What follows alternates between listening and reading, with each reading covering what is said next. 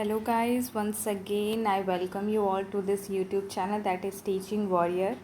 First lecture में हमने science pedagogy के पहले चैप्टर को कवर किया था और अब यहाँ पे हम साइंस पेडागोजी के सेकंड चैप्टर जो कि है नेचुरल साइंस को कवर करेंगे। नेचुरल साइंस में क्या क्या कवर करना है, आपके एम्स एंड ऑब्जेक्टिव्स को कवर करेंगे। तो लेट्स स्टार्ट द लेक्चर। यहाँ पे देखिए बात आती है नेचुरल साइंस की। तो एक्चुअली नेचुरल साइंस होता क्या है?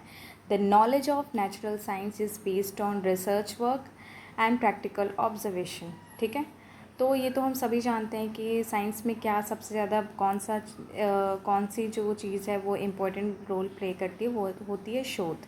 शोध क्या है? शोध में हम प्रयोगशाला में भी शोध करते हैं, अलग अलग चीज़ों को, अलग अलग फैक्ट्स को जुटा करके उनके बेसिस पे हम प्रयोग करते हैं और उसके बाद हम कई सारे ऑब्जर्वेशंस निकालते हैं। ठीक है, जिसे हम एक्सपेरिमेंट्स के नाम देते हैं।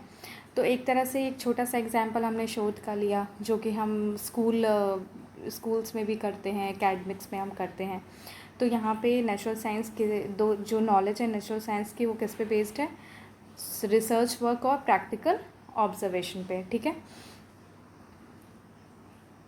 अब बात आती है इसके ब्रांचेस की। तो ब्रांचेस में देखिए, ब्रांचेस में इसकी 3 ब्रांच हैं। सबसे पहली ब्रांच कौन सी है? फिज़िक्स।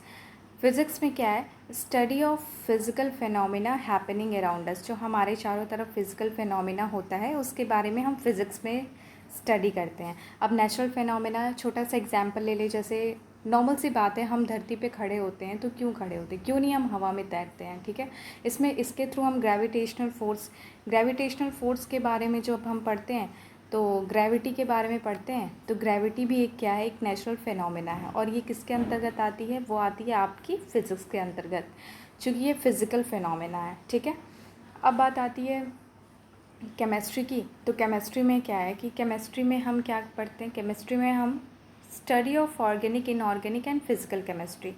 इसमें हम ऑर्गेनिक, इनऑर्गेनिक और फिज़िकल केमिस्ट्री को पढ़ते हैं और यही इनकी ब्रांचेस भी होती हैं। इनकी 3 ब्रांचेस होती हैं, एक है ऑर्गेनिक, इनऑर्गेनिक और फिज़िकल केमिस्ट्री। ठीक है, बात आती है बायोलॉजी की। तो बायोलॉजी में हम जूलॉजी को पढ़ते हैं और बॉटनी को पढ़ते हैं। स्टडी ऑफ प्लांट की किस में स्टडी करते हैं? प्लांट्स की स्टडी हम बॉटनी के अंतर्गत करते हैं और स्टडी ऑफ एनिमल किंगडम, इन सब एनिमल साइंस की जो स्टडी होती है उसको हम जूलॉजी में कवर करते हैं।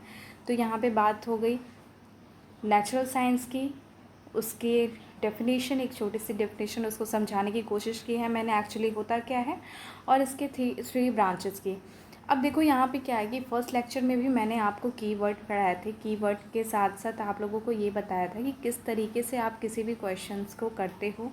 चूँकि हम अपनी अंडरस्टैंडिंग, अपनी नॉलेज अगर लगाते हैं तो बहुत सारी जो क्वेश्चंस होते हैं वो वहाँ पे गलत हो जाते हैं एग्जामिनेशन हॉल में। ठीक है, तो कीवर्ड्स को पकड़ के करते हैं। बात आपको एग्ज़ाम क्लियर करने से मतलब है, आपको ये तो एनालिसिस करनी नहीं है कि क्या, कैसे, क्यों, कब, कहाँ से निकल के आई चीज़ें। ठीक है, तो यहाँ पे भी हम पूरे लेक्चर में, इस पूरे चैप्टर में जितने भी कीवर्ड्स हैं, जितनी भी चीज़ें आप लोगों को मैं रिमाइंड करा दूँगी। उसके बाद जब आप क्वेश्चंस करेंगे तो आपको लगेगा कि अरे ये तो मैंने पढ़ा हुआ है, ये तो मैंने पढ़ा हुआ है। ठीक है, चलिए फिर इसके बाद बात आती है हर्बर्ट स्पेंसर ने क्या कहा। हर्बर्ट स्पेंसर ने कहा था, the knowledge gained through science is much more useful in guiding our life style than gain through other resources. अब देखो, जो साइंस से नॉलेज गेन होती है वो हमारे लाइफ स्टाइल को गाइड करने में बहुत ज़्यादा यूज़फुल होती है। अदर रिसोर्सेज हम गेन करेंगे तो हमें उसका रीज़न नहीं पता होता है, वो कहाँ से निकला, वो चीज़ें कहाँ से आई, उसका क्या यूज़ है, क्या नहीं यूज़ है, उसके एप्लीकेशंस क्या क्या हैं, वो चीज़ें हमें पता नहीं चल पाती हैं। तो हम उसको अपने लाइफ स्टाइल में उतारने, या यूँ कहें कि हम उसको अपनी दैनिक दिनचर्या और दैनिक जीवन में उसको ढालने के लिए हमें उतनी ज़्यादा फ्रीडम के साथ हम नहीं कर पाते हैं। तो इन्होंने यही कहा कि जो नॉलेज गेन होती है साइंस के थ्रू, वो बहुत ही ज़्यादा यूज़फुल होती है हमारी लाइफस्टाइल को गाइड करने में। और किसके कंपैरिजन किया? अदर रिसोर्सेज से कंपेयर किया इन्होंने। ठीक है, अब देखो यहाँ पे इतना करने के बाद बात आती है एम्स की। तो एम्स में तो सबसे पहले एम्स की बात करें तो एम्स में इंटेलेक्चुअल एम की बात करें तो इंटेलेक्चुअल एम में पहला क्या है? Enable us to search for truth and reality of nature around us. हमारे चारों तरफ का जो वातावरण है, जो नेचर है, उसकी सत्यता की जानकारी किस में मिलती है हमें? Intellectual aim of natural science, intellectual aim of teaching natural science उसमें मिलती है, ठीक है। रियलिटी की भी बात यहाँ पे हो रही है। दूसरी बात करें तो दूसरे में है आपका डिसिप्लिनरी एम। डिसिप्लिनरी एम में क्या है कि science develop our personality as whole. Science क्या करता है, हमारी पर्सनैलिटी को डेवलप करता है, ठीक है, एज अ होल। ये तो सबको पता है, अभी बताया था कि गाइडिंग और लाइफ स्टाइल, ये सारी चीज़ें ना एक दूसरे से इंटरकनेक्टेड हैं, ठीक है। इनको इंटरकनेक्टेड करके चलो। अब जो चीज़ लाइफ स्टाइल को गाइड कर रही है वो एक तरीके से पर्सनैलिटी भी तो डेवलप कर रही है ना, वही बात यहाँ निकल के सामने आई है। अब इसके बाद बात आती है आपके कल्चरल एम की। तो कल्चरल एम की बात करें तो it develops us in a logical mind and a capacity of scientific organization. Logical mind का बहुत यूज़ होता है। साइंस के एक्सपेरिमेंट्स देख लो ना, कितने बड़े बड़े होते हैं, तो वहाँ पे क्या होते हैं, साइंटिस्ट जो होते हैं वो अलग अलग लॉजिक्स लगाते हैं, अलग अलग चीज़ों को अलग अलग नज़रिए से देखते हैं, क्रिटिकल एनालिसिस करते हैं, लॉजिकल एनालिसिस करते हैं, और उसको कई सारे फैक्ट्स के माध्यम से उन रिसर्च करते हैं। और रिसर्च में क्या होता है कि अलग अलग एक्सपेरिमेंट्स के थ्रू अलग अलग ऑब्जर्वेशंस निकल के आते हैं, और बाद में वही क्या बन जाते हैं हमारे लिए, एक अच्छा सा इन्वेंशन होता है, और वही हमारे लिए एक कहा जाता है कि ये बहुत बड़ी उपलब्धि हुई है हमारे देश के लिए, समाज के लिए। तो यहाँ पे वही चीज़ है, ठीक है। अब बात आती है, आगे चलते हैं।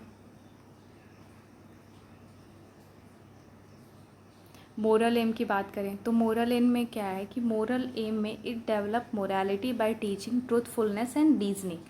ये हमारे अंदर मोरालिटी को भी डेवलप करता है, क्या करके, क्योंकि ये हमें पढ़ाता है क्या, ट्रूथफुलनेस के बारे में जानकारी देता है और रीजनिंग के बारे में जानकारी देता है, ठीक है। अब ऑब्जेक्टिव की बात करें तो ऑब्जेक्टिव ऑफ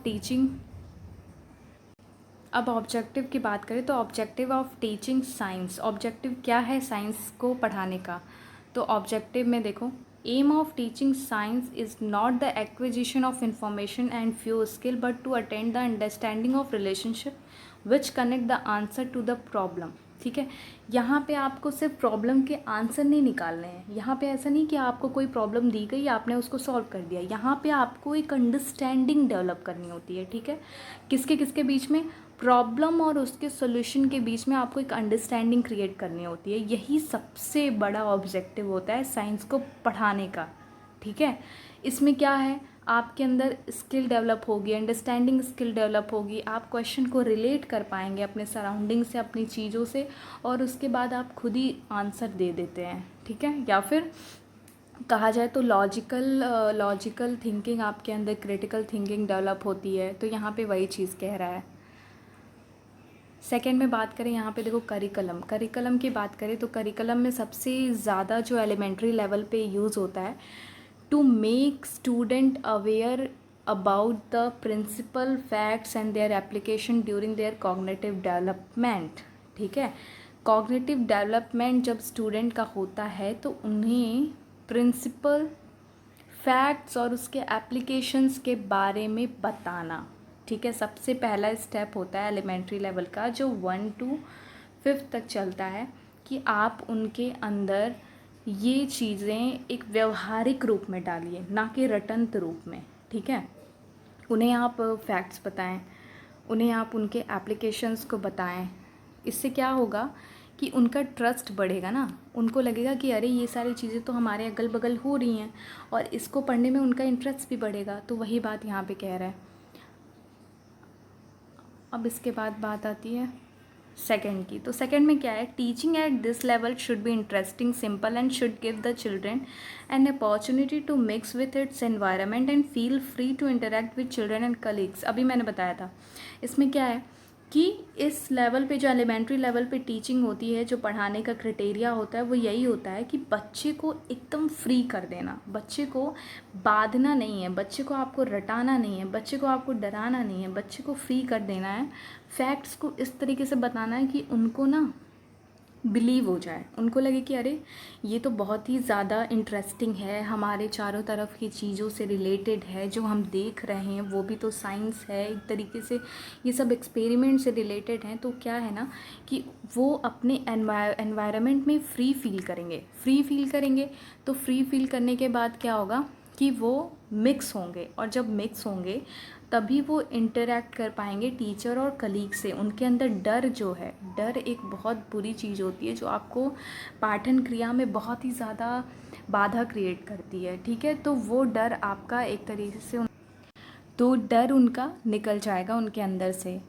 अब इन दोनों पॉइंट से तो ये क्लियर हो गया ना कि आपको इन्वायरमेंट से इंटरेक्ट कराना है, आपको उनके अंदर से डर की प्रवृत्ति को हटाना है, उन्हें फ्री फील कराना है और उन्हें इंटरेक्ट कराना है। चाहे वो टीचर्स से इंटरेक्शन की बात हो, चाहे वो कलीग से, जो स्टूडेंट्स हैं उनके क्लास में, उनसे इंटरेक्शन की बात हो, तो आपको इंटरेक्ट कराना है।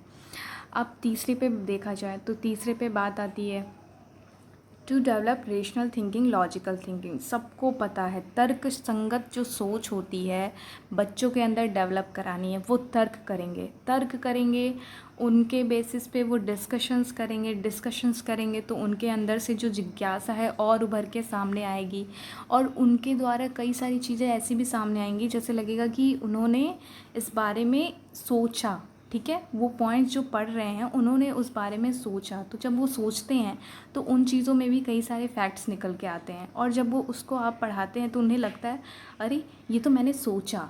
तो इस सोचने वाली जो क्राइटेरिया है ना, तो वो उनकी लर्निंग की जो प्रोसेस है, एक जो लर्निंग की प्रोसेस है वो बहुत ही ज़्यादा प्रोडक्टिव हो जाती है।